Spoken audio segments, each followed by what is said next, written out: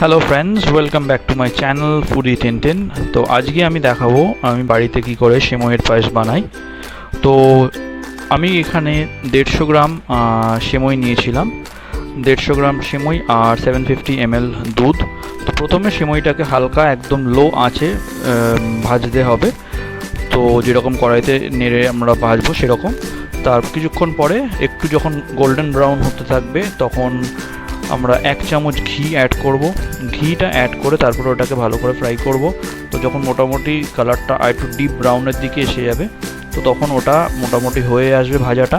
তো যেটাকে আমাদের দুধের সাথে মিশিয়ে নিতে হবে। তো 750 ml এর দুধের সাথে আমরা ভাজা সিমুইটাকে মিশিয়ে নিয়ে এবার ওটাকে ভালো করে রান্না করতে হবে। একদম লো আঁচে করতে হবে, বারবার করে এরকমভাবে নাড়াতে হবে যাতে লেগে না যায়। তো যতক্ষণ না এটা মোটামুটি সেদ্ধ হয়ে আসছে আর সিমইটা নরম হচ্ছে ততক্ষণ আমাদের প্রসেসটা কন্টিনিউ করতে হবে। তো এই ফাঁকে আমি 12 থেকে 15 পিস কাজু বাদাম ভেঙে দিয়ে দিয়েছি। আর মোটামুটি দুধটা আস্তে আস্তে ঘন হতে লেগেছে।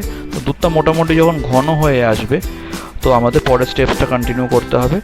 তো এখন দেখতে পাচ্ছেন দুধটা মোটামুটি অনেকটা ফুটে এসছে, সিমইটা অনেকটা সেদ্ধ হয়ে এসছে। তো এবার আমরা অ্যাড করে দেবো এর মধ্যে বাতাসা আর চিনি। তো আমি এখানে 6 চামচ চিনি দিয়েছিলাম আর 5-6 পিস বাতাসা দিয়েছিলাম। এখানে মিষ্টিটা একটু বেশি লাগে মোটামুটি, কারণ যেহেতু অনেকটা দুধ আর সিমই আছে। তো এরপরে ভালো করে এটাকে মিশিয়ে নিয়ে আরও লো আছে আরও কিছুক্ষণ এটাকে রান্না করতে হবে। তো মোটামুটি দেখছেন এটা প্রায় হয়েই এসছে। তো হয়ে যাওয়ার পরে এরপরে আমরা এর মধ্যে গুঁড়ো দুধ মিশিয়ে দিয়েছি আমি 10 টাকার একটা প্যাকেট আমুলিয়ার। তো এটাতে খুব একটা ক্রিমি টেক্সচার আর ফ্লেভার আসে, যেটা খুব ফ্লেভারটা আর টেস্টটাকে এনহ্যান্স করে।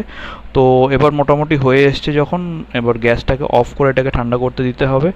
তো ঠান্ডা হয়ে গেলে এটাকে আপনারা মনের মতো পাত্রে সার্ভ করতে পারেন।